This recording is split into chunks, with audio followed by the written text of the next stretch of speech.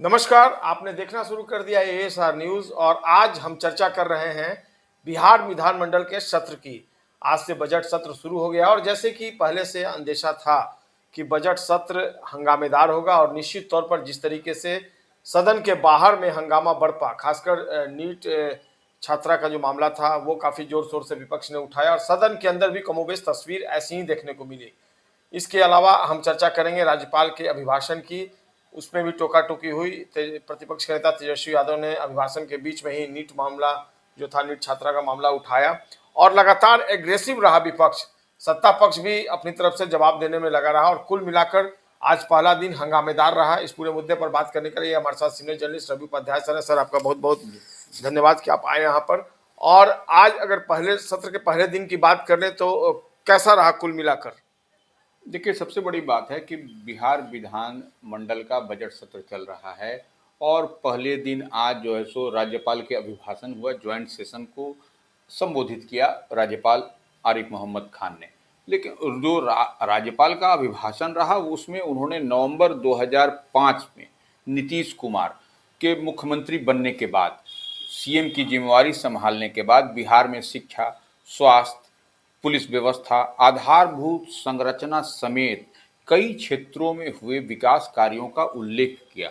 और राज्यपाल ने यह भी कहा कि सरकार ने इन वर्षों में, माने 2005 से अब तक, उल्लेखनीय और व्यापक बदलाव किया है और जनता और को बेहतर सुविधाएं देने की दिशा में लगातार जो है सो काम हुआ है और काम हो रहा है। नीतीश सरकार जो है सो लगातार सर, अभिभाषण के पहले जो सदन की शुरुआत के पहले जो बाहर का माहौल तंत्र उसके बारे में बताएंगे? देखिए, निश्चित रूप से बिहार विधानमंडल परिसर में आरजेडी के विधायक या भाकपा माले के विधायक संदीप सौरभ, तमाम लोगों ने, कांग्रेस के भी विधायक थे, कांग्रेस के विधायक, और लॉ एंड ऑर्डर का मुद्दा हावी रहा। बिल्कुल, लॉ एंड ऑर्डर जो नीट का मामला है, जो ताजा मामला है, आप देख पा रहे हैं कि पीड़ित को न्याय दिलाने की बात हो रही है। उसके चलते जो है सो उसी को लेकर के जो है पूरी तरीके से विपक्ष इंटैक्ट रूप से दिखाई पड़ा। और सदन के अंदर भी जब ज्वाइंट सेशन चल रहा था, संयुक्त अधिवेशन माने चल रहा, भाषण था राज्यपाल का, उस समय भी टोका टोकी हुई। उस समय भी टोका टोकी हुई और उसी टोका टोकी में आप देख भी पा रहे हैं, फुटेज भी है, आपने तस्वीर भी जो है, नीतीश कुमार जो मुख्यमंत्री बिहार हैं, तेजस्वी यादव जो नेता प्रतिपक्ष हैं, अगल बगल बैठे हुए थे। कुछ बातचीत हो रही थी लेकिन शोर शराबे, शोरगुल के कारण स्पष्टता के साथ नहीं सुना जा सका, नहीं समझा जा सका। लेकिन दोनों के बीच में बातचीत हो रही है, इशारों में बात हो रही है। उसके बाद से ठहाका भी लगा अंदर खाने में, जो कुछ ट्रेजरी बेंच के या इधर से भी, विपक्ष की ओर से भी। लेकिन कुछ न कुछ मामला आपको दिखाई पड़ रहा है। और जो तेजस्वी यादव जो नेता प्रतिपक्ष हैं, वह क्या कह रहे हैं? वह भी यही कह रहे हैं कि ये राज्यपाल, कितने राज्यपाल आए और गए और सब कुछ जो है सो सरकार की ओर से दिया जाता है, लिख करके देती है, उसी को पढ़ा जाता है। और निश्चित रूप से यही अधिकारी और सरकारी जो लिख करके देते हैं, राज्यपाल बस वही पढ़ते रहते हैं। यही तो तेजस्वी यादव बोल रहे हैं। और तेजस्वी यादव सर वहाँ थे, उसके बाद जब वो बाहर निकले तो मीडिया से रूबरू हुए। लगातार जो है राज्यपाल, चाहे कोई भी आए हो या नए आए हो या पुराने हो, लगातार एक ही रटा भाषण जो सरकार देती है, रटा भाषण। और इसमें तो कई ऐसी योजनाएं हैं जिन्होंने सरकार ने चुनाव से पहले हम लोगों की योजनाओं का कॉपी किया।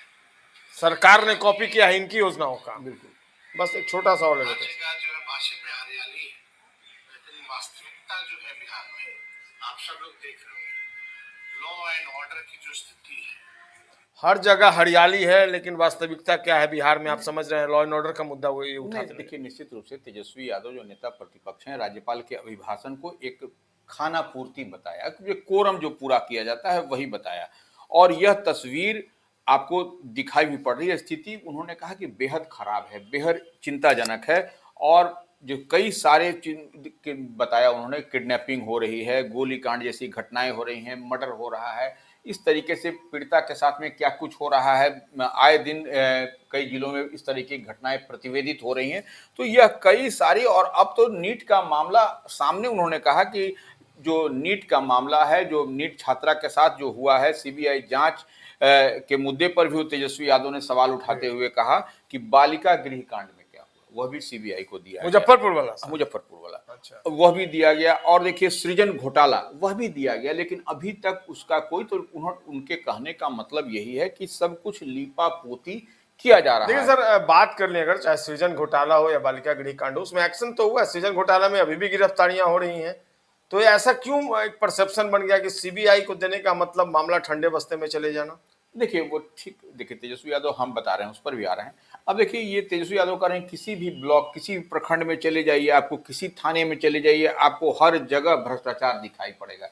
इतनी बात तो कह रहे हैं, और लेकिन आप देख भी रहे हैं कि ब्लॉक के स्तर पर जो सीईओ के लेवल पर होता है, विजय सिन्हा जो उप मुख्यमंत्री हैं, राजस्व मंत्री हैं, लगातार इस दिशा में कवायद में लगे हुए हैं कि इसकी सफाई हो, और वो दिखाई भी पड़ रही है। उनका दरबार चल रहा है। दरबार चल रहा है। अब आपका सवाल अगला है कि ऐसा क्यों देखिए निश्चित रूप से सीबीआई की, अगर देखिए दो तरफ है। सरकार अगर यदि सीबीआई जांच की अनुशंसा नहीं करती या सीबीआई को रिकमेंड नहीं करती, सीबीआई को नहीं कहती नीट मामले में, तो ये लोग घेरते फिर कि देखिए यह लिपापोती करने की और बात उसके बाद अगर सरकार सीबीआई इंक्वायरी की बात जो है वो आदेश देती, तो इसका सारा श्रेय जो विपक्ष लूट लेता कि हमारी डिमांड पर आपने इसको बिल्कुल। तो ये देखिए अजीबोगरीब पॉलिटिक्स है ये। लेकिन निश्चित रूप से यह राजनीति ही है। लेकिन एक बात तो समझना पड़ेगा कि सीबीआई जांच हो गया, तो अब सीबीआई जांच के बाद दूध का दूध और पानी का पानी होगा आपको, इसमें कहीं कोई दो मत नहीं। देखिए टाइम टेकिंग है, साइंटिफिक रीजन से देखिए बिहार पुलिस ने भी अनुसंधान किया, यह भी आप जान रहे हैं कि उसमें जितना भी तरीके से हो सकता है एक एक चीज को किया गया। डीएनए की बात हो रही है,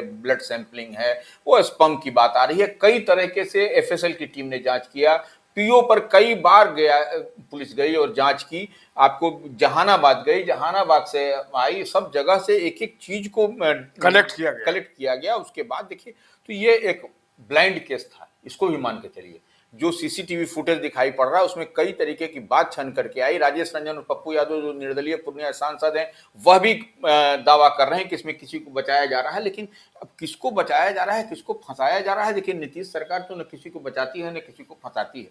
यह तो नीतीश कुमार मुख्यमंत्री स्वयं कहते हैं, उनकी गवर्नमेंट कहती है, गुड गवर्नेंस की सरकार है। तो ऐसे में निश्चित रूप से यह जो मामला है, यह आपको पेंच वाला मामला है, और ये पेंच वाला मामला है। तो इसमें अब सीबीआई का अनुसंधान होगा। अभी देखिए धीरे धीरे सीबीआई को सारी, जब जितना भी जो डॉक्यूमेंट्स है वो सारा डॉक्यूमेंट्स बिहार पुलिस या पुलिस मुख्यालय से उनको सौंप दिया जाएगा। जिस दिन से टेक ओवर होगा सीबीआई का, तो उसके बाद से आपको दिखाई पड़ेगा। सर एक्चुअल में मुझे लगता है कि जिस तरीके से बिहार पुलिस या पटना पुलिस पूरे मामले में शुरू में डिफेंसिव रही, उसके कारण लोग ऑफेंसिव हो गए। देखिए निश्चित रूप से ऑफेंसिव और डिफेंसिव, देखिए अब पुलिस क्या करती, पुलिस तो सब कुछ जांच कर ही रही थी, जांच पड़ताल के बाद ही नतीजे निकल करके आते हैं। ऐसा तो नहीं है कोई अल्लाह दिन का चिराग है पुलिस के पास, कैसे किया और जो है सो तुरंत सब कुछ आ गया पकड़ में।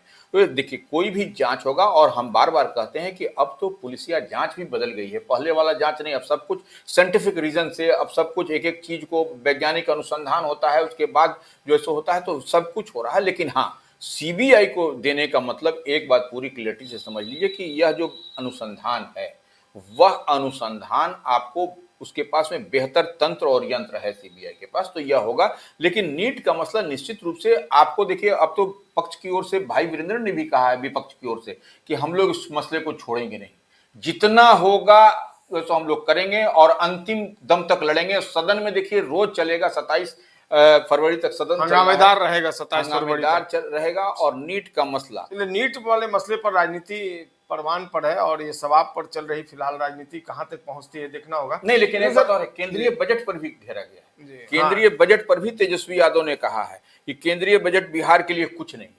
पिछले साल बिहार में चुनाव था तो बिहार का जिक्र हुआ था, इस बार तो तमिलनाडु में चुनाव है तो तमिलनाडु की बात हो रही है, मतलब बिहार की उपेक्षा की गई है उनकी नजर में। बिल्कुल। देखिए लेकिन सम्राट चौधरी तमाम दावे करते नजर आ रहे हैं, तो करें बिहार को बहुत कुछ मिला है। देखिए सम्राट चौधरी निश्चित रूप से आपको डिप्टी सीएम है, रूलिंग पार्टी में है, डबल इंजन की सरकार है, सर्वे सर्वा है, तो वो निश्चित रूप से तारीफ करेंगे। आप एनडीए वाले से पूछिएगा तो निश्चित रूप से। लेकिन आप ओवरऑल देखिए कि मिडिल क्लास और लोअर मिडिल क्लास को क्या मिला है, यह तो सवाल पूछा जा रहा है।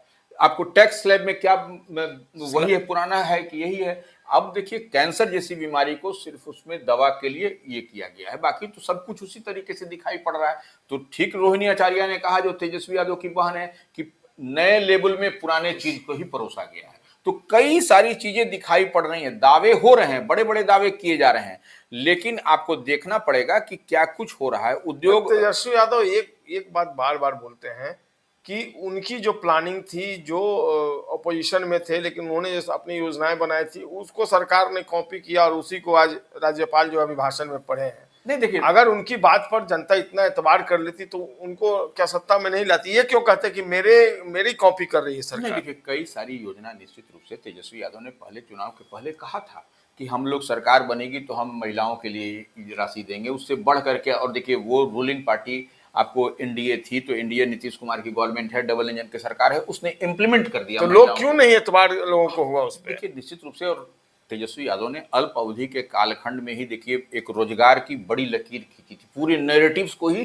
तेजस्वी यादव ने अपने कालखंड में बदल दिया था, रोजगार नौकरी की बात करके। तो यह निश्चित रूप से रोजगार और नौकरी की बात करके डबल इंजन की सरकार ने उसको अडॉप्ट कर लिया, तेजस्वी की स्कीम को, तेजस्वी की योजना को। तो वही अब तेजस्वी यादव उसी को कह रहे हैं कि हमारी जितनी चीज है उसको डबल इंजन की सरकार, नीतीश गवर्नमेंट कह लीजिए या नीतीश सरकार ने उसको अडॉप्ट करके उसको इम्प्लीमेंट कर दिया।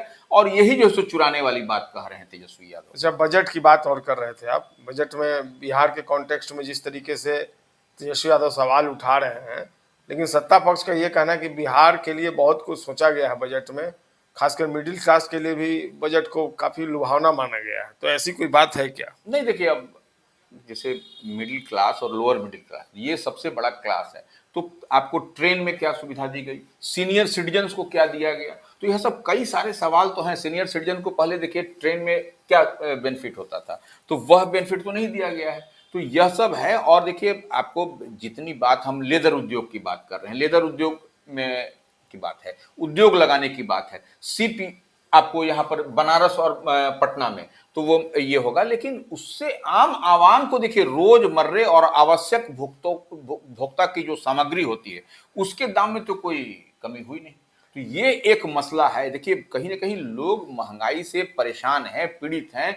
तो यह आपको दिखाई पड़ता है कि इस बजट में क्या महंगाई से निजात दिलाने के लिए या महंगाई से बचाने के लिए आम आवाम को, मिडिल क्लास और लोअर मिडिल क्लास को कुछ दिखा। विदेश घूमने में जाने के लिए आपको प्लान में ये किया गया, तो विदेश कितने लोग जाते हैं आप ये देखिए ना ये। और निश्चित रूप से यह बिहार के लिए इस बजट में वैसा कुछ दूर दूर तक किसी भी एक्सपर्ट से आप पूछ लीजिए, किसी भी आप देख लीजिए, बिहार के लिए तो कुछ ऐसा अजूबा नहीं किया गया इस बजट में। अच्छा सर, आज विधानमंडल की बात कर लें तो ओपोजिशन जो था लगातार हंगामेदार माहौल बनाए रखा।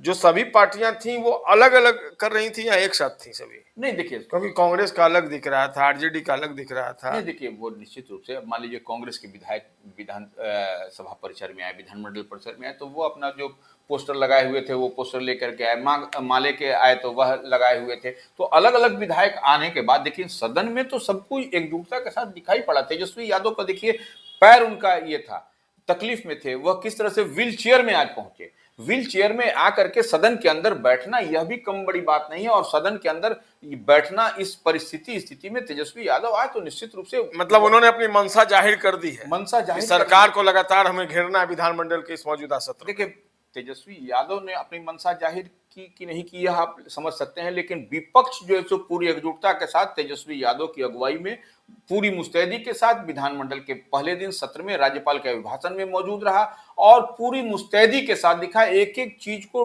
वहां पर पकड़ने की। लेकिन रूलिंग पार्टी की संख्या सर विधायकों की ज्यादा है, तो कितना अपोजिशन जो है वो विरोध कर पाएगा और क्या रूलिंग पार्टी के ऊपर इसका कोई असर आपको पड़ता हुआ दिखेगा आने वाले दिनों में? देखिए, निश्चित रूप से जो सरकारी पक्ष है, सत्ता पक्ष है, जो ट्रेजरी बेंच जिसको कहा जाता है, उसमें 202 का आंकड़ा छुआ है इस बार। तो आप समझ सकते हैं 202 243 बिहार विधानसभा के सदस्य होते हैं, उसमें 202, तो आप समझ लीजिए कि कितना विपक्ष में लोग हैं। तो ये आप तो निश्चित रूप से ट्रेजरी बेंच बड़े दृश्य में दिखाई पड़ रहा है, बड़े कैनवास पर दिखाई पड़ रहा है विधानमंडल के सत्र के दौरान, लेकिन उससे मतलब नहीं है। लेकिन सवाल यह है कि विपक्ष कम संख्या, भाई वीरेंद्र ने कहा है कि संख्या बल कम होने के बावजूद हम जो मजबूती से सरकार को घेरेंगे, छोड़ेंगे नहीं, एक एक मुद्दे पर जवाब लेंगे, जवाब तलब होगा। तो ये निश्चित रूप से देखिए हौसला अफजाई है। विपक्ष जो है सो कहीं आज जो हम बता रहे हैं कि व्हील चेयर पर तेजस्वी यादव आए, तो यह कहीं ना कहीं उत्साहवर्धन हुआ है विपक्ष के नेताओं के बीच में। इसमें कहीं कोई बड़ा मैसेज गया, बड़ा पैगाम गया, बिल्कुल बड़ा मैसेज, बड़ा पैगाम गया। और आप देखिए कि पूरी विपक्ष एकजुटता के साथ है, सदन के अंदर, सदन के बाहर। तो ये निश्चित रूप से सवाल आपको घेरता हुआ दिखाई पड़ेगा। नीट का मसला आपके सामने है और नीट के मसले पर जब तक कुछ नहीं क्लियरिटी के साथ आता है, हमको लगता है 27 दिन तक सदन में इसी तरह हंगामा होता रहेगा। 27 फरवरी तक तेजस्वी यादव ने अपने संबोधन में कहा कि सरकार को चारों तरफ हरियाली ही हरियाली दिखती है, यानी जमकर कटाक्ष भी किया उन्होंने, तंज कसा है। देखना होगा 27 फरवरी तक चलने वाला सदन का ये जो सत्र है, इस बार बजट सत्र बिहार विधानमंडल का, वो किस तरीके से दिलचस्प मोड़ पर पहुंचता है। लेकिन निश्चित तौर पर आज पहले ही दिन जिस तरीके से आगाज हुआ है, ऐसे में इस बात की संभावना से इनकार नहीं किया जा सकता कि बिहार विधानमंडल का सत्र हंगामेदार चलेगा। खासकर लॉ एंड ऑर्डर के इशू पे जो अपोजिशन है वो इंटैक्ट है और सरकार को लगातार घेर रहा है। और कुछ सर, कोई बात बिहार विधानमंडल के सत्र की जो आपको बताने लायक हो? नहीं, देखिए निश्चित रूप से देखिए, आप विपक्ष और पक्ष और विपक्ष यही दो चीज दिखाई पड़ता है। और जो मामला है नीट वाला, जो इतना लंबा खींच करके गया, तो अब सरकार को आपको यह भी दिखाई पड़ेगा जो बजट में जो केंद्रीय, आप देखिए कल जो है सो बिहार का बजट पेश होगा, तो उसमें भी आपको कहीं ना कहीं आपको बड़ी चीज दिखाई पड़ेगी। कल बिहार विधानमंडल में कल जो सो बजट सत्र पेश होगा, विधानसभा उसके बाद विधान परिषद में आएगा, तो यह निश्चित रूप से आपको कहीं ना कहीं यह बजट सत्र के दौरान भी हंगामा होगा। यहाँ पर बिहार का बजट जब पेश, विजेंद्र चौधरी बजट इस बार पेश करेंगे सर? विजेंद्र यादव जेडीयू के बड़े और कद्दावर नेता हैं, तो वह अनुभवी नेता और हमारी नजर भी बनी रहेगी बिहार विधानसभा में जो इस बार का बजट आएगा उसको लेकर। और देखना होगा बतौर वित्त मंत्री विजेंद्र यादव किस तरीके का बजट पेश करते हैं और उस बजट में बिहार के लोगों के लिए क्या कुछ खास है। ये बहुत महत्वपूर्ण दिन है कल के लिए, और हम निश्चित तौर पर उम्मीद करते हैं कि आने वाले दिनों में इसी तरीके से जो सत्ता पक्ष है वो अपनी बातें रखेगा, ऑपोजिशन के तमाम जो आरोप हैं उस पर वो मुखर होगा। हालांकि ऑपोजिशन जो है भले ही संख्या बल में कम हो, लेकिन जिस तरीके से आज उसने अपने तेवर दिखाए हैं, बिहार विधानसभा का बजट सत्र निश्चित तौर पर काफी हंगामेदार होगा, इस बात से इनकार नहीं कर सकता। अभी डिबेट के लिए इतना ही, फिर अगले इशू पर आपसे फिर रूबरू होंगे। सर आपका भी बहुत बहुत धन्यवाद, आप आए और फिर से हम आपसे रूबरू होंगे। तब तक नमस्कार।